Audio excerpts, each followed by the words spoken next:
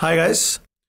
Today we have a very accomplished, very respected guest who I personally look up to. For me, he's a person who I would consider as close as a mentor. I usually call him uncle, but for the sake of this podcast, I cannot call him uncle. It will be very awkward for me to say it. But hi Pankaj, welcome to the podcast. Hello Raghav. How are you doing? I'm your school senior also. So tell before I talk about what you have done, I think एक बार आप ही बोल दो, एक कुछ elevator pitch बता दो। मैं कौन हूँ, आप कौन हो, कहाँ से आए हो, क्या करते हो? तो यार संक्षिप्त में मैं अपनी जीवनी बताता हूँ आपको जी। नहीं इतनी ऐसे some audience will not understand this. तो एक स्नैपशॉट एलिवेटर स्पीच बताता हूँ लाइफ की. So I was born on the day Neil Armstrong stepped on the moon. Date याद है तुम्हें? नहीं ना, हिस्ट्री में पढ़ी नहीं थी तुमने ठीक से, तो पढ़ाई नहीं कर रहे थे उस टाइम पे, चौक मार रहे थे इधर उधर. तो एनीवे 1969 21 जुलाई तो पैदाइश उस दिन हुई. तो अभी एडिशन कर लो, 53 हो गया अभी थोड़े दिन पहले 21 जुलाई को. और पहले 8-9 साल हम लोग रहे गोरखपुर में. Dad was working in fertiliser company, तो फैक्ट्री थी वहाँ पे, टाउनशिप जैसे होती हैं आपकी, तो हम लोग टाउनशिप में रहे. एंड मुझे अब लगता है रिफ्लेक्ट में ना टाउनशिप बड़ी सही होती हैं, तरह तरह के लोग होते हैं, you don't realise, you know, you get people from all over the country with very different background. So we grew up there. और 8-9 साल के बाद वही होता है, आपकी प्रमोशन होगी पिताजी की, वो पहले दिल्ली पहुंच गए, फिर अगले 25 साल हम दिल्ली रहे. दिल्ली के बाद मैं सब पढ़ाई लिखाई नौकरी शौकरी, और 1-1.5 साल में रहा, 6 महीने एक्चुअली चेन्नई में, 1 साल सिंगापुर में, और अब 18 साल हो जाएंगे थोड़ा टाइम में बैंगलोर में. तो लोग पूछते हैं कि यार आप कहाँ के रहने वाले हो. मैंने कहा यार ये क्यों पूछ रहा हूँ कहाँ के रहने वाले हो, ये पूछो जा कहाँ रहे हो. तो मैं कहता मैं कहीं नहीं जा रहा, मैं बैंगलोर में ही रह गया हूँ. तो that is one way of describing my self. और दूसरा है कि आपने प्रोफेशनल जर्नी क्या की. तो पढ़ाई लिखाई हमारी भाई मॉडर्न स्कूल में हुई, तुम्हारे स्कूल में ही. और पापा मेरे थे IIT बॉम्बे के, तो उनको बड़ा शौक था कि बच्चे IIT जाएंगे. तो मेरे दोस्त कहते हैं कि भाई उन्होंने फिर मॉडर्न में क्यों डाल दिया, DPS में डालना था. नहीं ऐसा I don't agree with that. I know you would say that, थोड़ा प्रोवोकेट तो करना ही है. तो बट पापा की उसकी भी कहानी एक है. तो पापा थे मेरे गाँव के रहने वाले, उन्होंने गाँव से पढ़ाई करी और उनको IIT हो गया. होता है ना सुपर 30 टाइप के जो पिक्चरें आती हैं. तो पहुंचे बॉम्बे में, तो उनको आती थी भोजपुरी, ना हिंदी ना इंग्लिश. You know Bhojpuri? मेरे को मतलब शायद समझ आ जाए थोड़ी बहुत, बट मतलब बोली नहीं है, ज़्यादा सुनी भी नहीं है क्योंकि दिल्ली रहे. बट हाँ, बट पता है हमारे यहाँ पे, हम ईस्टर्न यूपी के हैं, तो वहाँ वही बोली जाती है. तो उन्होंने सोचा कि यार मेरे बच्चे को ना अंग्रेजी आनी चाहिए, क्योंकि उनको होता ना कॉम्प्लेक्स आपको, या मुझे भोजपुरी आती ना हिंदी आती ना इंग्लिश आती है, यार मेरे बच्चे को ऐसे नुकसान ना होए. तो उनकी क्लास में IIT बॉम्बे में मॉडर्न स्कूल के शायद 10 या 12 बच्चे थे. तो उनके दिमाग में ये बैठ गया यार ये अच्छा स्कूल है, बच्चे बड़ी अच्छी अंग्रेजी बोलते हैं. तो जब हम दिल्ली पहुंचे तो उन्होंने कहा मेरा बेटा वहाँ जाएगा जहाँ पे मेरे वो दोस्त थे जो अच्छी अंग्रेजी बोलते थे, मुझसे आगे थे. तो उस वजह से हमारी एडमिशन वहाँ पे कराई गई. तो खैर नहीं हुए. और वहाँ पे लेकिन बता दिया गया कि देखो पढ़ाई लिखाई करनी है. हम लोग तो बड़े हुए ना, एक ये फ्रेज होता था, पता नहीं तुमने ये सुना था कि नहीं अपने पिताजी से, कि पढ़ोगे लिखोगे तो होगे नवाब, और खेलोगे कूदोगे तो होगे खराब. बड़ा राइमिंग है. तो मतलब हमें बता दिया था कि खेलना कूदना मतलब नहीं, टीवी नहीं देखना ही, सिर्फ पढ़ाई करनी है. तो वाइल मॉडर्न स्कूल में रहे वो, मतलब हम लोग अपना उससे थोड़ा दूर ही रहे, उस मॉडर्न स्कूल की जो और थी. 3-4 मेरे दोस्त थे. एक लड़का गया एम्स में, एक लड़का गया दिल्ली कॉलेज ऑफ इंजीनियरिंग में, दूसरा गया केलॉग में. तो वही पढ़ाकू वाले बच्चे, और हमें पता नहीं दूसरे कौन है. तो मेरे स्कूल के दोस्तों से मेरी दोस्तियाँ बाद में जाके हुई. अच्छा भाई तुम भी गए थे ना, हाँ कौन से सेक्शन में थे, क्या करते थे, अच्छा चलो आज दोस्त बन जाते हैं. उस टाइम पे नहीं, उस टाइम पढ़ाई करो. तो ये रहा वो तब. तो खैर IIT में तो हो गया, क्योंकि पिताजी जो है हमारे, उन्होंने अपने लाइफ के सारे गोल अचीव किए. तो एक गोल उनका ये भी था कि दोनों लड़कों को IIT भेजना है, तो मैं मेरे भाई को भिजवा दिया उन्होंने. मैं अपने बारे में भाई बताऊंगा मेरे गोल्स के बारे में. पिताजी बड़े अचीवर टाइप के थे, तो ये भी अचीव किया. उनको था कि मुझे कंपनियों के MD बनना है, 2-3 कंपनियों के MD बन गए. तो वो सब उन्होंने सबका, तो उनका ही सारा श्रेय जाता है कि उन्होंने क्या किया. तो मैं जब निकला IIT से तो मुझे लगा कि अब क्या करना चाहिए. तो उस जमाने में लोग पढ़ने जाते थे बाहर, कि भाई हम अब्रॉड जाएंगे और मास्टर्स करेंगे. अच्छा उस जमाने में था ये? हाँ पूरा सारे बच्चे वहीं जाते थे. ओके. तो इनफैक्ट पिताजी को भी जाना था, पर उनके घर वालों ने रोक लिया कि भाई गाँव से तुम बम्बई पहुंच गए, बहुत हो गया, अब चुपचाप सरकारी नौकरी करो. तो उनका था कि ठीक है तुम्हें जाना है तो चले जाओ, बट मैंने अपना काम कर दिया. मेरा गोल था तुम्हें IIT करना, उसके बाद ठीक है तुम सेट हो गए हो. तो मैंने वहाँ पे ना वो लिखते हैं SOP, statement of purpose. Right. मैं जब दूसरा स्टेटमेंट ऑफ पर्पस लिखा तो मुझे समझ में आया कि इलेक्ट्रिकल इंजीनियरिंग तो वही नहीं मुझे पसंद थी. तो मास्टर्स किस बात की, तो मैंने फिर छोड़ दिया, मैंने नहीं अप्लाई किया. मैंने कहा छोड़ो यार ऐसा नहीं होने हमने. तो दूसरा ऑप्शन होता था कि आप ये कर लो MBA. नहीं IAS वाईएस से घबराहट होगी, वो बहुत पढ़ाई करनी पड़ती थी. मैंने कहा पढ़ाई हो चुकी है, अब किसी तरह से जल्दी से निकलना है. तो MBA में एडमिशन हो गई IIM में, वो भी एक ही हुई, किसी और MBA में नहीं हुई, एक जगह हुई IIM अहमदाबाद में. तो ऐसा नहीं था कि कोई 2-4 ऑप्शन थे, मैंने चूज़ किया. तो और वो भी इंटरेस्टिंग कहानी है, क्योंकि नॉर्मली IIM अहमदाबाद का बड़ा अच्छा नाम है, तो लोग कहते हैं यार आपकी 3-4 और भी हुई होंगी, तो बाकियों की क्यों नहीं हुई. उसका रीज़न ये है कि ग्रुप डिस्कशन होता है इसके अंदर. तो अंग्रेजी बोलना तो सिखा दिया था मॉडर्न स्कूल ने, पर लोगों के ऊपर चढ़ के बोलना नहीं सिखाया। तो सारे ग्रुप डिस्कशन में चुप रहा। अहमदाबाद वालों ने बोला अच्छा all of you have 2 minutes to speak, तो कुछ नंबर मिल गया होंगे शायद। मतलब ये मेरा गैस है, तो एक ही एडमिशन आई, तो वहाँ भी कोई चॉइस नहीं मेक करनी पड़ी, ये है भैया चले जाओ, और चले गए वहाँ पे। और ऐसा नहीं है कि कोई MBA बड़ा पसंद आया, क्योंकि वहाँ पे भी इस तरह की चीज़ें थी, पर उसके बाद कुछ कर नहीं सकते तो नौकरी करनी पड़ती है। तो डे 4 पे एक कंपनी दो जॉब ऑफर है, तो डे 4 तो ऐसा होता है कि भैया तुमको तुम्हारी नौकरी नहीं लगने वाली, पर 2 आए। एक था विप्रो में बल्ब बेचने का, और दूसरा था फीडबैक वेंचर्स में कंसल्टिंग करने का। लोगों ने कहा भाई तुमसे तो बोला नहीं जाता, तुम क्या बेचोगे, तुम ये कंसल्टिंग कर लोगे, इसी कमरे में बैठोगे। तो मैंने वो चूज़ कर लिया कि भाई चलो ठीक है। दिल्ली में नौकरी थी, विप्रो वाले पता नहीं कहाँ भेज देते, बिहार में बेचने के लिए। मैंने कहा चलो यार ईजी वे आउट। 2 साल कंसल्टिंग की, उसके बाद लगा कि यार आता तो कुछ है नहीं, लोगों को ज्ञान दे रहे हैं कि तुम क्या करो। कब वो कंसल्टिंग थी, लोगों को ज्ञान दे रहा है। तो उसके बाद हुआ कि एक मेरा दोस्त था ICICI में, तो ICICI उस टाइम पे प्रोजेक्ट फाइनेंस कंपनी थी, बड़े बड़े प्रोजेक्ट्स लग रहे हैं, आप लोन देते थे। तो उसने बोला यार देख ये अच्छी कंपनी है, हम लोगों को लोन देते हैं और बड़ा सीखने को मिलता है, अच्छा एनवायरनमेंट है वो, तू इधर आ जा। तो मेरी इंटरव्यू वगैरह हुई, वहाँ संदीप बख्शी थे, आजकल MD बन गए, उन्होंने इंटरव्यू ली, सेलेक्ट कर लिया। उन्होंने एक अच्छी एडवाइस भी दी जो मुझे अभी भी याद है। कहते यार तुम ना वहाँ पे बहुत एडवाइस देते थे, एडवाइस तो फ्री होती है, हम ना यहाँ पैसे देते हैं, ये फ्री नहीं होता। तो जब देते हैं तो 2 रुपये कमाते हैं, और जब नहीं आता तो 100 चले जाते हैं। तो 50:1 का रेशियो है, तो ध्यान से देना। एडवाइस की तरह मत देना जिसको जो मैंने दे दी। तो मैं लोगों को भी बताता हूँ भाई फाइनेंसिंग बिजनेस चला वो है, ध्यान से पैसे देना है, वापस आना चाहिए। तो वो सब रहा, अच्छा रहा। फिर जब शादी होने लगी तो ऐसे ज़्यादा पैसे नहीं देती थी। तो वहाँ पे एक फ्रेज होता था, at some stage you have to stop learning and start earning. पैसे भी तो कमाने हैं, शादी होने वाली है। तो जी कैपिटल, लोग मल्टीनेशनल ले आते थे क्योंकि वो ज़्यादा पैसे देती थी। तो जी कैपिटल थी, वो भी यही करती थी, पैसे ज़्यादा देती थी। तो मैंने कहा चलो यार, कुछ दोस्त गए हुए थे, उन्होंने कहा आ जाओ तुम यहाँ पे, हम वहाँ चले गए। लोग सिटी बैंक ये वो जाते थे, मैं वहाँ चला गया। वो 4-5 साल किया। उसके बाद कोई और दोस्त पहुँच गए थे स्टैंडर्ड चार्टर्ड का। उस टाइम पे BPO बैक ऑफिस इंडस्ट्री बड़ी हो रही थी। ये कब की बात है? 90s? ये 99 की बात है। तो मैं 93 में MBA की, 95 में मैंने फीडबैक छोड़ के ICICI गया, 99 में वहाँ गया। और 2003 में मैंने स्टैंडर्ड चार्टर्ड ज्वाइन किया उनके बैक ऑफिस में चेन्नई में। तो 99-2000 से बैक ऑफिस इंडस्ट्री शुरू हो गई थी। जी का भी बड़ा जेनपैक जो बन गया वो शुरू हो गया था। तो लग गया था कि ये नई चीज़ आ रही है इंडिया में, ये बड़ी होने वाली है।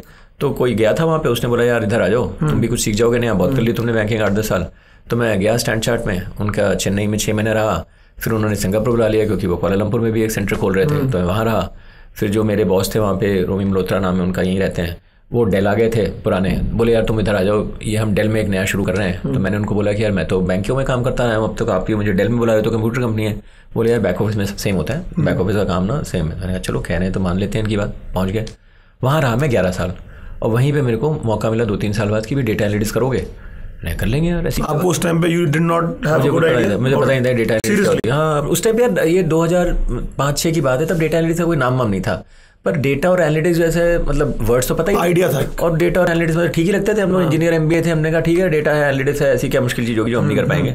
तो किसी ने बोला कि डेल फाइनेंशियल सर्विसेज है हमारी डेल की, वो लोग एनालिटिक्स टीम बनाना चाहते हैं। मेरे एक और हितैषी थे ऑस्टिन में, जे श्रीनिवासन नाम के, बॉम्बे के। बोले यार हम शुरू कर रहे हैं, तुम इसमें आ जाओ, तुमको फाइनेंस भी समझ में आती है, ये टीम करेंगे। तो मैं चला गया। कईयों ने कहा तुम पागल हो गए हो, ये BPO इंडस्ट्री में तो 500-1000 लोगों की टीमें हम तुम्हें देंगे, तुम जाओ वहाँ ये करो वो करो। तो मुझे कोई बहुत ज़्यादा फैसिनेशन लार्ज टीम्स का नहीं था, जो कि उस इंडस्ट्री में बड़ा इंपॉर्टेंट होता था। मैं तो बैंक से आया था, बैंक में तो हम अकेले काम करते थे, ना कोई टीम होती थी। तो मैंने जब शुरू किया 8-10 साल ना कंसल्टिंग बैंकिंग, अगर इन्वेस्टमेंट बैंकिंग लो तो वहाँ कोई टीमों का चक्कर नहीं होता। तो यू नॉट रिलेट योर अपना जो रुतबा है इज नॉट विद। तो मेरा वो नहीं था। कईयों का हो जाता है, कोई संडे से मेरा होता है, अब तो तेरे 10 आदमी है, 20 है, 50 है, 200 हैं। तो लोगों ने कहा मैं छोड़ो यार, पहले भी अभी तक नहीं था, अभी भी नहीं है, कोई बात नहीं। तो मैंने कर ली, 10-15 लोगों की टीम थी। पर वो उसके बाद टू योर पॉइंट, ये एनालिटिक्स एकदम इंडस्ट्री फोकस में आ गई और वो टीम भी बहुत बड़ी हो गई। 2008 हो गया। हाँ, और उसके बाद जब मैंने छोड़ा 2016 में डेल, वो 500 लोगों की टीम हो गई थी। बहुत अच्छी बड़ी ग्रोथ हुई है, उसी बहाने बहुत सारे लोगों से मुलाकात हुई इंडस्ट्री में, तो वो सब रहा। फिर वो सब चीज़ बहुत टेक्निकल भी हो गई थी, AI तब तक फिर कुछ मेरे दोस्त वेल्स फार्गो पहुंच गए थे। उन्होंने बोला तुम यहाँ जाओ, तुम तो बैंक में काम किया है, शुरू हो रहा है। तो मैं वहाँ चला गया। उसके बाद 6 दैट टाइम वेल्स फार्गो का हेडकाउंट क्या था इंडिया में? 5000 था, 50000 हो गया। तो वो भी बहुत, तो मैं हर जगह रहा हूँ, बहुत तेजी से ग्रोथ हुई है। डेल में जब मैंने ज्वाइन किया था तो बड़ी छोटी सी 2-3 हज़ार लोगों की कंपनी थी, जब मैंने छोड़ा था 30-35 तो 10x ग्रोथ जो है ना मैंने हर कंपनी में देखी है। डेल में ज़्यादा टाइम में, यहाँ थोड़े कम टाइम में। और फिर यहाँ पे मेरे एक मित्र थे Deep Thomas, he was in Aditya Birla, तो ही वॉज लिविंग। उन्होंने कहा तुम यहाँ जाओ। तो अगर तुम इसमें से थोड़ा सा पैटर्न निकालने की कोशिश करो, जो मैं देखता हूँ करते रहते हो, पैटर्न ये है कि मैंने कोई खास डिसीजन मेकिंग खुद नहीं की। कि पहले पिताजी ने बता दिया क्या करना है और धक्का भी दे दिया और इंजीनियर बना दिया, उसके बाद दोस्तों ने कह दिया कि क्या करना है, ये नौकरी वो नौकरी, और शादी भी वैसे ही होगी। मेरी वाइफ है ऋतु, तो उन्होंने लोगों ने मिलाया, बोले भाई मिल लिए, कोई गड़बड़ है क्या? नहीं तो शादी कर लो। ठीक है यार, मतलब तो वहाँ तो शादी ऐसी होती है कोई गड़बड़ नहीं तो कर लो। आजकल होता है ना कि आपको कुछ अच्छा लगना चाहिए, अभी होता है तो ये थोड़ा बदल गया है। ठीक है, सब कुछ ठीक है, अपने फैमिली देख लिया, तुम लोग मिल लिया, कोई गड़बड़ तो लगनी तुम लोग को, तो कर लो, बाकी तो चीजें अपने आप होंगी। 26 साल हो गए शादी के। तो tell me one thing right, मैं आपकी जर्नी सुन रहा हूँ पूरी, आप कह रहे हो मैंने प्लान नहीं किया, मतलब इट वाज समथिंग डेस्टिनी से हो रहा था, and I was doing my hard and honest work. Today's day and age, a lot of people who are watching this, they are young professionals who have seen in the last 4 or 5 years, it is all about the speed. It is all about how fast you move, how fast you change the company, how much hike you are getting. Now everyone aspires, those people aspire to be what you are today. Let's say that, right? But you did not follow such a fast-paced path. What would you tell them? That is what they are doing right now, is that better to be competitive, or what you did is a long-term strategy? See, मुझे लगता है कि हर चीज़ 2 चीज़ों से govern होती है, कि एक तो माहौल क्या है, बिकॉज दैट डिटर्मिन्स कि आप क्या कर सकते हो, क्या उसकी लिमिटेशन है, और फिर उसके अंदर में आपकी फितरत क्या है. तो इन दोनों चीज़ों को देखना चाहिए. तो अगर वेरी ब्रॉड लेवल में मैं देखूँ, हमारी वाली जनरेशन में माहौल स्केर्सिटी का था. तो आप चाहते कि मैं तबला बजाना चाहता हूँ, तो आप शायद भूखे मर जाते हैं. समझिए. आज अगर आप चाहते हो तबला बजाना चाहता हूँ, तो क्या पता आप जाकिर हुसैन बन सकते हो. यू नो, सो आज की डेट में क्योंकि अबंडेंस का माहौल है, तो लॉट्स ऑफ पॉसिबिलिटीज एग्जिस्ट जो नहीं थी. तो उस जमाने में अगर कोई सोचता मैं I will follow my passion, तो बेचारा मर जाता. आज की डेट में if they follow their passion, वो सही हुआ था. तो ये एक चीज़ है. दूसरी चीज़ है कि क्योंकि वो स्कैरसिटी वाली इकोनॉमी थी, हमने by and large mental model पूरा सोसाइटी का ये बन गया कि यार पैसे कमाओ, ओहदा बनाओ, that's the only thing which matters. तो जब आपके पास कुछ नहीं होता ना, तो आप उसी एक चीज़ पे फोकस जाते हो. आज क्या, क्योंकि इतनी सारी चीज़ें अवेलेबल हैं, तो लोग थोड़ी और बैलेंस लाइफ चाहते हैं. कहते हैं ठीक है यार, पैसा होता ठीक है, पर मेरे को तो यार पहाड़ों पे जाने का भी शौक है, मुझे अपने बच्चे के साथ खेलने का भी शौक है, मुझे तो कुत्ता भी पालना है. तो मुझे लगता है कि वो आपको देखना है, क्योंकि if you are optimising one variable, तो आप भैया आप गैरी कास्परो बन जाओ, चेस खेलते रहो तो चेस ही खेलते रह जाओगे, कोई बुरी बात नहीं है. तो आई थिंक हर एक इंसान के पास अब चॉइस है कि मैं एक चीज़ का बहुत बड़ा एक्सपर्ट बनना चाहता हूँ, मैं ब्रूस ली बनना चाहता हूँ, पसरो बनना चाहता हूँ, हर एक उस चीज़ का एक्सपर्ट, या मैं ठीक है यार मैं एक बैलेंस पोर्टफोलियो चलना चाहता हूँ, और वो भी ओवर अ पीरियड टाइम आप उसको चेंज कर सकते हो. आज मैं कपिल देव था, उसके बाद वो गोल्फर बन गया, कुछ और बन गया. तो I think you have a choice, बहुत चॉइसेस हैं. तो आज की डेट में मैं कहूँगा कि लोगों के पास चॉइसेस बहुत ज़्यादा हैं, क्योंकि एनवायरनमेंट इतना कंड्यूसिव है. वो कहता है कर लो यार जो करना है, कोई लिमिटेशन नहीं है. अब उसकी एक प्रॉब्लम भी है, क्योंकि पर हमने आपको सिखाया नहीं है कि वो चॉइस एक्सरसाइज कैसे करो. मैं 2 चॉइस दी यार, फॉरेंस है या कोलगेट है, ये वाला तो आया नहीं है, यही है, ले लिया. मेरे पास था कि यार भाई ये इंजीनियर है, MBA है, डॉक्टर है, इंजीनियर है, डॉक्टरी में नहीं हुआ तो इंजीनियर बन गया, ये नहीं हुआ तो कम चॉइस में कई बार आसानी भी होती है कि दिमाग सिंपल रहता है. अब ये बहुत सारी चॉइसेस के अंदर डिसीजन मेकिंग जो है ना, ये एक कला जो है ना, मुझे लगता नहीं हमने किसी को सिखाई है. क्योंकि अपने पेरेंट्स से पूछोगे, उन्होंने सीखी नहीं, उन्हें देखा ही नहीं अबंडेंस, तो तुम्हें क्या बताएंगे कि क्या करो. वो तो यही कहते हैं कि बेटा डॉक्टर बन जाओ, इंजीनियर बन जाओ, और उसके अंदर कंप्यूटर साइंस ले लेना और मशीन लर्निंग कर लेना, नौकरी अच्छी मिलेगी. और वो गलत नहीं होंगे. वो ये नहीं बताएंगे कि 500 और चीज़ें भी अवेलेबल हैं और तुम चाहो तो कर सकते हो, और मैं तुम्हें सपोर्ट करूंगा, क्योंकि उन्होंने देखा नहीं. तो ये सारी, तो इस वाली जनरेशन के लिए थोड़ी ये प्रॉब्लम है कि उनके जो सीनियर्स हैं उनने वो देखा नहीं है. अब जो देखा नहीं है वो ये भी एक्नॉलेज कई बार नहीं करना चाहेंगे कि हमें नहीं पता. वो कहेंगे यार हम तो बाप हैं या माँ हैं, हम बताएंगे तुम्हें. तो वो थोड़ा सा है. तो मुझे लगता है कि अगर मैं कहना चाहूँ कि लोग अपना सोचे कि देखो यार ठीक है, उनकी भी सुनो, सबकी सुनो, पर धीरे धीरे अपना कन्विक्शन बनाओ कि मैं कहाँ करना चाहूँगा, और एक्सपेरिमेंट करो ना. अभी तो बड़ी ऑप्शन है भाई. अब तो लाइफ एक्सपेक्टेंसी आज जो पैदा हो रहा है उसकी शायद 90 साल होगी मेरे ख्याल से, मेरे को लगता है. और रिटायरमेंट एज तो लोग हमारे ज़माने में लोग कहते हैं I want to retire at 40. तो मैं कहूँगा यार आज तुम रिटायर एट 40 का क्या मतलब, 50 साल क्या करोगे उसके बाद, सीरियसली. तो I think you have to figure out कि अगर आप अपने लाइफ को एक ग्लोबल ऑप्टिमा मानते हो, तो देखो कई बार हम लोकल ऑप्टिमा में फंस जाते हैं. यार मेरे को ये करना, मेरे को वो करना है, पर उसके कुछ अदर कॉन्सिक्वेंसेज भी हैं कि आप इतनी ज़्यादा मारामारी करके गए. मैं मैराथन भागता हूँ, राइट भाई, मैं बहुत ज़्यादा जाऊँगा, पता लगा घुटने खराब हो जाए, कुछ हो जाए. तो you have to figure out कि आपको क्या करना है और क्या है, एंड देन डू एक्सपेरिमेंट. तो that's how I look at it. Fair enough. So like जो आप बात बोल रहे हैं, lot of people they look up to someone, they are like कि मुझे इनके ऐसा बनना है, and that concept is of a role model. I think you have a very interesting take on what should be your role model, and you tell me who is your role model and what is your take on the word role model.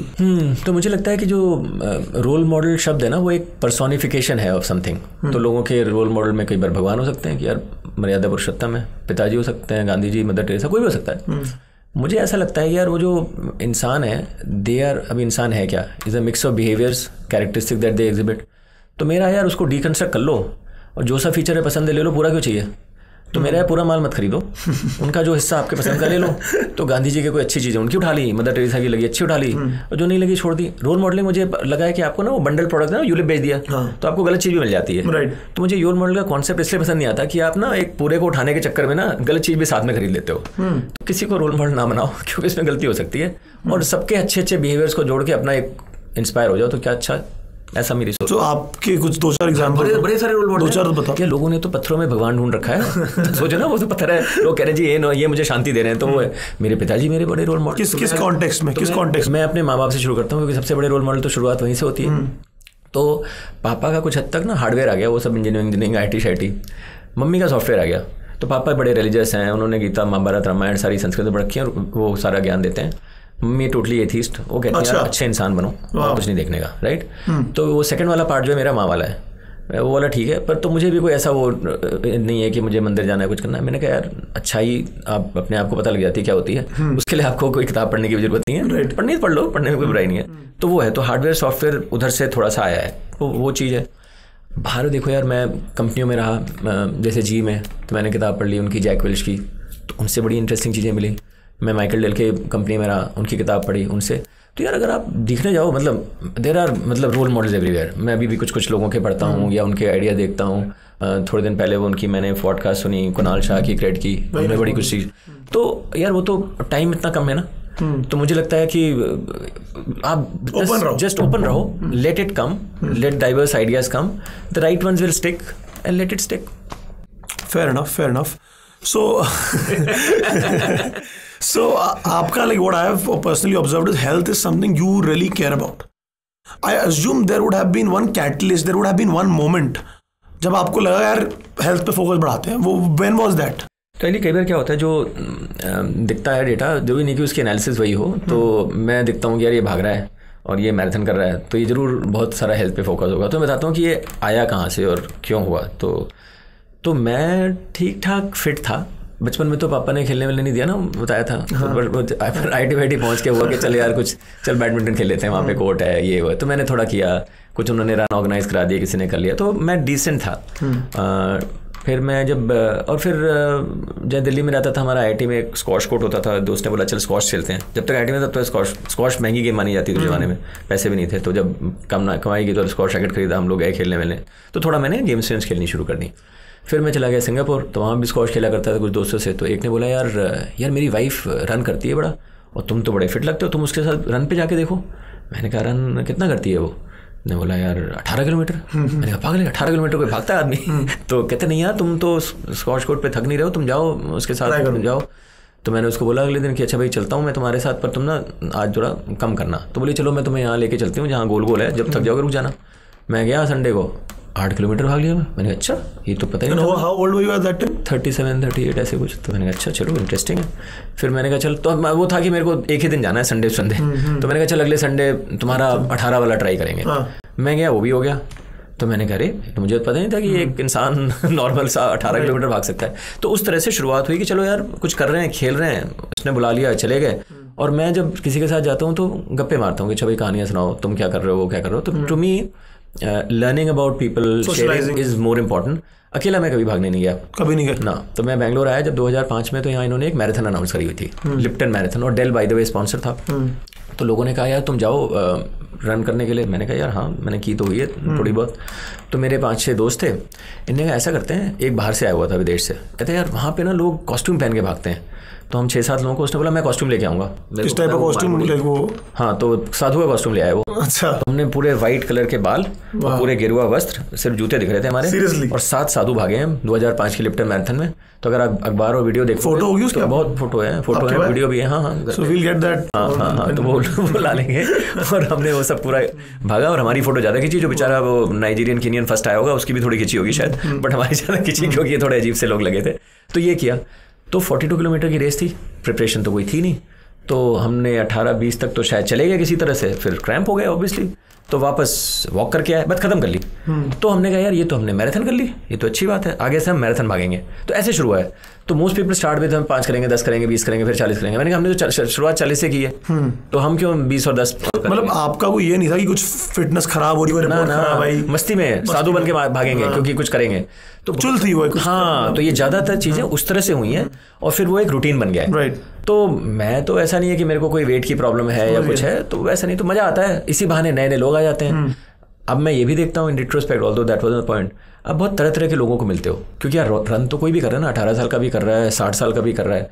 तो जो group बना है it's a very diverse group, जो मुझे लगता है कि बड़ा जरूरी है। क्योंकि हर बार क्या होता है ना, अब तुम्हारा भी क्या होगा, अपने स्कूल के दोस्त होंगे, कॉलेज के होंगे, दे होमोजीनियस एनवायरनमेंट। तो जो हेट्रोजीनियस ग्रुप है वो आजकल बनते नहीं है समहाउ, मुझे लगता है। ऊपर से लोग वैसे ही ऑनलाइन बैठे हुए हैं, बाहर जा नहीं रहे। तो मैंने कहा भागने जाओ, तरह तरह के लोगों से मिलो थोड़ा आपका, तो you get a very different world view and perspective if you meet with a lot of different people, is what I think. तो मुझे तो लगता है कि मैं सबको एंकरेज करता हूँ, जो सी भी चीज़ का शौक है जाओ, ग्रुप बनाओ, उनसे मिलो। आपको मूवी क्रिटिक का शौक है, जाओ, उस पर भी तरह तरह के लोग मिलेंगे। चेस का शौक है, जो भी है, कुछ शौक करो, उससे आपको थोड़ा सा डाइवर्स पर्सपेक्टिव मिलेगा। Not about this, but the people that you meet will come from different world views. So what I'm understanding is that for you, the health became a reason to, not reason, but a way to socialize, and you could do 2 things at the same time, right? Run, cycle, badminton मेरे सब है। तो उसमें अच्छा एक तो है, मुझे थोड़ा मजा आता है। मुझे है कि ना, मुझे कोई बोले कि यार मुझे है कि मैं पहाड़ों पे जाऊंगा तो भाग के जाऊंगा, मुझे पसीना आए तो मजा आता है। अब क्यों आता है मुझे नहीं पता।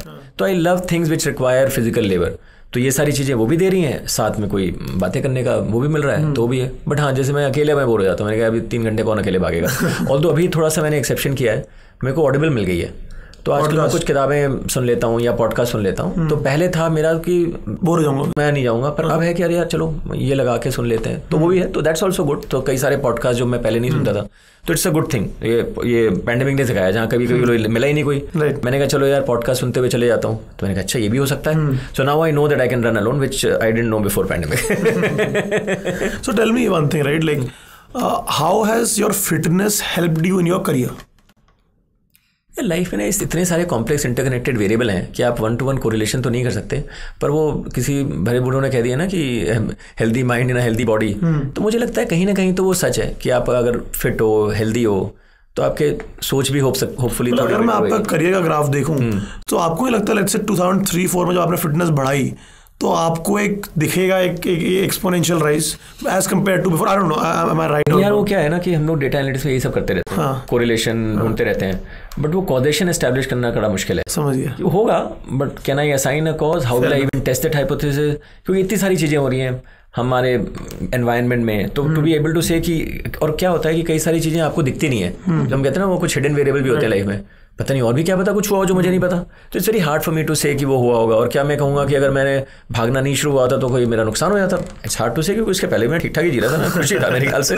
तो very very difficult to answer that question, but I can definitely say कि मुझे लगता है करना चाहिए। अगर मुझे कोई पूछे ना, मुझे कर लो थोड़ी फिजिकल एक्टिविटी जरूरी है, क्योंकि आजकल लोग बहुत ज़्यादा सेडेंटरी हो जाते हैं। Coming to that, right, let's say you are talking to a professional who is around 35-40, they have their family, they have very busy work life, time कब निकालेंगे आदमी करने का? आप how do you take that time out? भाई मैं तो ये कहता हूँ कि हम सबों ने अपने 24 घंटे को कहीं ना कहीं एलोकेट किया हुआ है with some formula in mind.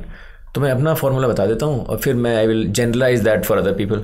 तो मैंने भी किसी दिन, क्योंकि किसी ने पूछा था मुझसे कभी, क्योंकि जितने सवाल तुम पूछो कभी ना कभी कोई पूछ चुका है, तो मैंने उसके ऊपर सोचा, मैंने कहा अच्छा यार इसके बारे में सोच। 3 वाला फ्रेमवर्क बता रहे हो? हाँ, मैं वही बताने वाला हूँ। तो वो किसी ने पूछ लिया था, मैंने कहा अच्छा यार इसको भी, और फिर मैं उसके आंसर ऐसे ढूंढता हूँ कि अगली बार कोई पूछे तो फिर से बता पाऊँ। तो मैं उसको फ्रेमवर्क बना देता ताकि मुझे याद रहे और फिर दूसरों को भी याद रहे।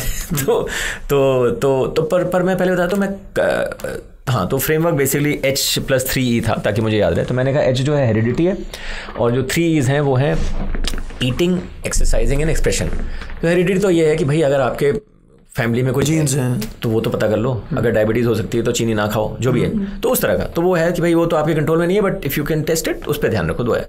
बट जो 3 चीज़ें आपके कंट्रोल में है वो ईटिंग है, एक्सरसाइजिंग है और एक्सप्रेशन है। एक्सप्रेशन है आपकी सोच। तो मेरा भाई खाते क्या हो, आप एक्सरसाइज करते हो कि नहीं, और किस तरह से सोचते हो, इन 3 वेरिएबल्स को। तीसरा वाला वेरिएबल हम तीसरे पे आते हैं, तीसरे पे वो सबसे कॉम्प्लेक्स है। तो पहले वाले में मेरा लगता है यार वो भी एक्सपेरिमेंट कर लो। कोई लोग कहते हैं हर 2 घंटे में खा लो, कोई कहता है कि यार 18 घंटे के बीच में खाना ही मत, बाकी 6 घंटे में खाना। तो इंटरमीडिएट फास्टिंग से लेके हर 2 घंटे खाने के हमने सारे ट्राई किए। नहीं, मैंने नहीं की, दुनिया ने कर रखी है। मैंने उतनी ज़्यादा अकल नहीं लगाई, मैं वही 3 बार खाता हूँ, पर मैं थोड़ा कम खाता हूँ, प्लस मैं बहुत फूडी नहीं हूँ। तो मैंने थोड़ा सा ओवर टाइम ना, पिछले दिनों अभी पैंडेमिक में तो ना हम लोग कुछ भी नहीं कर रहे थे, तो मैंने थोड़ा अपनी क्वांटिटी कम की, क्योंकि मुझे लगा कि यार हम ज़्यादा खा रहे हैं और एक टाइम के बाद ना आपको आपका मेटाबॉलिज्म को उतना चाहिए नहीं। तो मैं एक्चुअली वेट गेन कर गया था पैंडेमिक में बीच में 7-8 किलो। मैंने कहा यार ये क्या हो रहा है, तो लोगों ने कहा यार वही है, कुछ करना पड़ेगा। तो मैंने कहा खाने को करो, तो आप 3 रोटी खाते थे तो आपने 2 कर दी, 1 कर दी, थोड़ा कार्ब कम कर दिया, जो भी है, तो रीएडजस्ट किया। क्योंकि हमारा क्या ना, हम लोग की रूटीन बन गई, सुबह ये खाना है यार, 50 साल तक वही तो नहीं चलेगी, तो वो एक एडजस्टमेंट किया। But I think everyone has to figure out कि उनके लिए क्या सही है क्या नहीं है, and you have to keep evolving it with age. At some time you might need to adjust it, because that's not the one which works all that. तो वो एक पार्ट है ईटिंग की। एक्सरसाइजिंग मैंने तो ये कर लिया, मेरी वाइफ योगा करती है, कोई और लोग कुछ और करते हैं, पर मुझे लगता है कुछ ना कुछ फिजिकल एक्टिविटी आपको करनी चाहिए, बिकॉज अदरवाइज मुझे लगता है कहीं ना कहीं प्रॉब्लम आएगी। एक्सप्रेशन वाला इज़ मोर कॉम्प्लेक्स कि भाई आपकी सोच क्या है, तो उसमें मैं थोड़ा सा सिंप्लीफाई कर लेता हूँ कि यार एक जहाँ तक हो सके एक थोड़ा बड़ा वाला ऑब्जेक्टिव फंक्शन रखो कि यार तुम क्यों कर रहे हो ये सब, उससे ड्राइव करो। तो पहले मैं बताता हूँ कि मैं क्या कर रहा हूँ। मैंने कहा मेरे 24 घंटे हैं, मुझे 8 से 9 घंटा सोना है, क्योंकि मैंने एक्सपेरिमेंट करके देख लिया, कई लोग 5 घंटे भी सो लेते हैं, 6 घंटे भी सो लेते हैं। मैंने जब ट्राई किया मैंने देखा यार 8 से 9 अगर सोता हूँ तो मुझे अच्छा। कितने बजे सोते हो यार? 10 से 6। तुम सोचो कि मेरी फ़ोन में लगी हुई है अलार्म कि ये मेरी स्लीप टाइम है, पर अब जो ही नहीं कि मैं हर बार सो जाऊँगा, बट कभी मैं 11 भी सो सकता हूँ, 8 भी उठ सकता हूँ, जल्दी भी होगा, फिर अगले दिन एडजस्ट करूँगा। बट एक गोल रखा हुआ है, try to over time adjust, तो वो है। तो बाकी बच जाते हैं आपके 16 घंटे। उसमें यार आपके 10-12 घंटे कुछ हद तक जो भी कह लो ऑफिस से उससे रिलेटेड बचते हैं, और फिर थोड़ा सा ही टाइम बचता है with for your personal activity. तो मैं बहुत सारी चीज़ें जो नहीं करता हूँ मैं वो बताता हूँ, क्योंकि क्या होता है कि हम सारी चीज़ें करना चाहते हैं। तो मैं जैसे टीवी नहीं देखता, अभी नेटफ्लिक्स नहीं देखता? नहीं, अब थोड़ा सा शुरू कर दिया, पर पहले नहीं देखता। तो प्री पैंडेमिक मैंने कह दिया था मुझे कोई OTT प्लेटफॉर्म नहीं देखना। मुझे पिक्चरों का बहुत शौक है, तो वीकेंड पे बल्कि मैं और मेरी वाइफ ने कई बार 3 दिन 3 शो देखे। अमेजिंग। पर हमने कहा बाहर जाके देखेंगे आराम से, बड़े स्क्रीन पे ये पॉपकॉर्न खा के, बल्कि हो सके तो ग्लोबल क्लास में बैठो यार, अपने को थोड़ा पैम्पर करो और आराम से देखो, पिक्चर जैसी भी हो। तो ये सब है। बट अभी थोड़ा सा ऑब्वियसली थोड़ा नेटफ्लिक्स और वो सब हो गया। बट इन जनरल टीवी जो वैसा वाला था वो बहुत साल पहले छोड़ दिया। न्यूज़ नहीं देखता मैं, न्यूज़ पढ़ता भी नहीं हूँ, न्यूज़ पेपर भी नहीं पढ़ता। तो मेरा है कि वो सब नहीं करता। मैं कोई भी स्पोर्ट्स फॉलो नहीं करता, मुझे क्रिकेट में नहीं पता क्या हो रहा है, टेनिस में नहीं पता क्या हो रहा है, किसी भी चीज़ में कुछ नहीं पता। जो चीज़ें खेलता हूँ मैराथन में उसका भी नहीं पता। मैंने कहा भाई मुझे टाइम मिलेगा तो मैं खेल लूँगा ना, मैं सचिन को खेलते क्यों देखूँ, उसको खेलने तो उसको मज़ा आ रहा है, मुझे खुद में खेलने मज़ा आता है, मेरे को देखने मज़ा नहीं आता। तो मेरा अपना फंडा क्लियर है कि भैया मुझे टाइम मिलेगा तो मैं करूँगा। तो मैं वो सारी चीज़ें नहीं करता जो बहुत सारे लोग करते हैं। तो मेरे को जो बाकी टाइम मिलता है वो इन्हीं सब में जाता है, लोगों से गप्पे मारो, मिलो, बातें करो। तो मेरे को समझ आ गया कि जिस चीज़ का मुझे मज़ा आता है मैं वहाँ टाइम लगाऊंगा। और मेरा टाइम ऑफिस में भी engaging with people, outside it all these social activities. तो मेरे लिए engaging with people seems to have emerged as a energy giver. तो I spend most of my time on that and watching something in a dumb way is limited. ऐसा नहीं कि मैं भी देखता हूँ Netflix और ये वो, but very limited. और जहाँ मौका मिला कि तुम बोलोगे यार चलो हम बैठ के बातें करते हैं, और दूसरी तरफ वो टीवी सीरियल है, मैं कहूँगा अच्छा टीवी तुम लोग देख लो, मैं राघव से बातें करने चला। So again depend. फ्लाइट में बैठा हूँ, मेरे पास ऑडिबल भी है, पर अगर मैं लोग भी हैं तो मैं चेक करूँगा कि अगल बगल वाला बात करने को तैयार है क्या, तो पहले उससे कर लेता हूँ फ्लाइट में। अरे बहुत। और मैं इसीलिए कई बार मिडिल सीट प्रेफर करता हूँ, क्योंकि 2 ऑप्शन है बात करने के। एक वाली सीट ले लोगे तो फिर नहीं है, तो वो भी है कि चलो यार देखते कोई तो बात करेगा, नहीं तो ऑडिबल लगा के सुन लेंगे, नहीं तो सो जाएंगे। तो इस तरह का है। तो मैंने अपनी तरह से, तो I think everyone has to figure out कि उनका ऑब्जेक्टिव फंक्शन क्या है, उनको क्या चाहिए। पर कई बार होते हैं आपके शुरू में ऑब्जेक्टिव फंक्शन कि यार मेरे को प्रमोशन लेनी है, मेरे को ये लेनी है, वो भी है। But that function can and should change over time, because end of the day तो आपकी इतनी बड़ी 90 साल की लाइफ है, the function can't be the same, and there will be some local optima and then there is a global optima. You want to lead I am assuming everyone wants to lead a healthy and happy long life, कोई इससे disagree नहीं करेगा। Healthy और happy की जो definition है वो धीरे धीरे चेंज होगी, तो थोड़ा उसको कॉग्निसेंट रहना है। कई बार लोग ना एक डेफिनेशन लेके और उसी में लगे रह जाते हैं कि यार भूल जाते हैं। तो मैंने कहा थोड़ा बीच बीच में रिफ्लेक्ट करो, ठीक है यही चाहिए अभी भी, नहीं तो कुछ और कर लो। तो मुझे लगता है कि जो आजकल वो एजाइल मेथोडोलॉजी चली है ना, कि लाइफ को 2 साल की स्प्रिंट में देखो, फिर देखो अच्छा क्या है अगला स्प्रिंट में कौन सा फीचर लॉन्च करना है, अच्छा ये कर लेते हैं, बदलना है कुछ और करते हैं। तो if you are the product and you are evolving yourself, then keep reflecting on it every 2 years as a 2-week sprint, and you are the product manager of your own self and figure out what the roadmap should be. There is no पहले जमाने में थोड़ा road map था कि सबको CEO बनना है, अब तो है ही नहीं है। 90 साल तक मतलब CEO भी बन जाओगे तो रहोगे तो नहीं ना 90 तक, कुछ और भी होगे। तो कीप रिफ्लेक्टिंग, बहुत सारी चीज़ें बनो, एक ही चीज़ क्यों बनोगे। सो पंकज, अभी आपसे बहुत चीज़ों के बारे में डिस्कस किया, अब थोड़ा करियर के बारे में डिस्कस करते हैं। Lot of people are looking up to you to understand how to progress in their careers. So पहले आप बताओ एक या दो instances which have really shaped your career. तो पता है सुना भी होगा लोगों ने, जब बात करते हैं ना लोग कि करियर कैसे बनाए, तो कई लोग कहते हैं कि यार तुम पहले देखो आप कौन सी इंडस्ट्री में हो, फिर उस इंडस्ट्री के अंदर कौन सी कंपनी में हो, फिर उसके अंदर कैसे मैनेजर है, किस माहौल में हो. And it sounds very logical, but कई बार हम ये इग्नोर कर जाते हैं. तो वो बड़ा जरूरी है ध्यान रखना कि बहुत सारी चीज़ें ना, वो आप कौन से समुद्र में हो ना, कैसी वेव्स है, हम भूल जाते हैं कि वो वेव्स हमें ले जा रही हैं, हम बहुत ही छोटे से एक स्पेक हैं इन दी ओशन. तो आई थिंक वो चीज़ बार बार याद रखनी बड़ी ज़रूरी है, अपने को रिमाइंड करना कि अगर आपकी इंडस्ट्री ऊपर जा रही है. तो जैसे मैं, अगर तुम देखो, मैंने अपनी तरफ से प्लान नहीं किया था, बट कुछ हद तक मेरी करियर ना is following the industry trend automatically when I look back. तो मैं फाइनेंशियल सर्विस इंडस्ट्री में था. फाइनेंशियल सर्विस इंडस्ट्री ना यूएस में आई थिंक 1980-85 में कुछ 7-8-10% कॉन्ट्रीब्यूट करती थी टोटल, और वो बाय द टाइम 2005-2008 हुआ ना, वो 30-40% करने लगी थी. तो it grew like crazy, and that was the time I was also in that industry. उसके बाद कुछ हद तक तुम देखोगे एक जो नेक्स्ट बूम आया ना, वो बिग टेक का है कि टेक आ गया. जो बैंक का जो माहौल है वो, अब मैं पता नहीं खुदा ना खास्ता मैं भी टेक में पहुंच गया. तो it wasn't as if I was doing it, but somehow हो गया. तो कुछ हद तक ना जो करियर को जो कहीं ना कहीं जो बेनिफिट मिला होगा या लिफ्ट मिला होगा, was also because I was rising the industry waves, and also I was in good companies which were doing well. अगर तुम देखो मैं ऐसे में था, क्या कंपनी कहाँ से कहाँ पहुँच गई. डेल कंपनी अच्छी कर रही है, वेल्स फार्गो भी ऊपर नीचे गया बट बढ़िया कर रहा है. आज मैं आदित्य बिरला ग्रुप में हूँ, बढ़िया कंपनी है. तो आई थिंक कहीं ना कहीं द चॉइस ऑफ कंपनी ने भी वो गया. फिर उसके अंदर में फिर आ जाओ, इंडस्ट्री के बाद, कंपनी के बाद, अंदर में जो मैनेजर्स मिले, बहुत अच्छे अच्छे मैनेजर्स मिले, उन्होंने कितना कुछ सिखाया. तो आई थिंक हम कई बार भूल जाते हैं कि यार हमारा तो बड़ा छोटा सा कॉन्ट्रीब्यूशन है, उस इंडस्ट्री ने, उस कंपनी के माहौल और कल्चर ने, और उस मैनेजरों ने, या हमारे जो पीयर ग्रुप थे, या जो हमारी टीम में लोग थे, उन्होंने कितना सिखाया. तो ये एक पार्ट आई थिंक मैं जस्ट रिट्रेट करता हूँ, क्योंकि कई बार भूल जाते हैं. But when you look back, ये सामने आया था, दिखता है कि यार तो इनकी वजह से हुआ है. हमने तो क्या मतलब, ठीक है, we were in the right place at the right time, but हुआ है. तो वो एक एक्नॉलेज करना बहुत जरूरी है, नहीं तो हम भूल जाते हैं कि हम तो उसका कॉरोलरी ये है कि अगर आप सोचोगे कि मैं 30 मार खाऊं और मैं कहीं भी जाके कर लूँगा, और ये बहुतों ने गलतियाँ की, तो भूल जाते हैं. तो उन्हें बोलो कि भाई अगले बार भी जाओगे तो अगर आपको वो इंडस्ट्री और वो नहीं होगा, तो आप कितने भी 30 मार खाओ, आप डूब सकते हो. और ये बहुतों के साथ मैंने होते देखा है. तो ये चीज़ मैं बोलूँगा कि ध्यान रखें. लॉजिकल भी है यार, अब ऐसी जगह चले गए जहाँ माहौल नहीं ठीक था, आपको वो नहीं था, जिस इंडस्ट्री की चॉइस थी वो नहीं अच्छी हुई, तो वो एक पार्ट है. और जो शेप किया यार, एक शेपिंग ना बड़े कंट्रोवर्शियल, तो क्या कहूँगा, मैं बैंकिंग में था. बैंकिंग ना मुझे एक टाइम पे ना थोड़ी गड़बड़ लगने लगी थी, for all the reasons that you have seen later on. But उसके जो ना उसके जो कहते हैं ना बेबी शूट्स लग रहे थे, कि मुझे लग रहा था कि यार ये लोग बस पैसे कमाने में लगे हुए हैं, कुछ और नहीं सोच रहे किसी चीज़ के बारे में. Now I could not have articulated कि क्या है, बट होता ना, आप कहीं पे होते हो, आपको लगता है यहाँ कुछ ठीक नहीं है.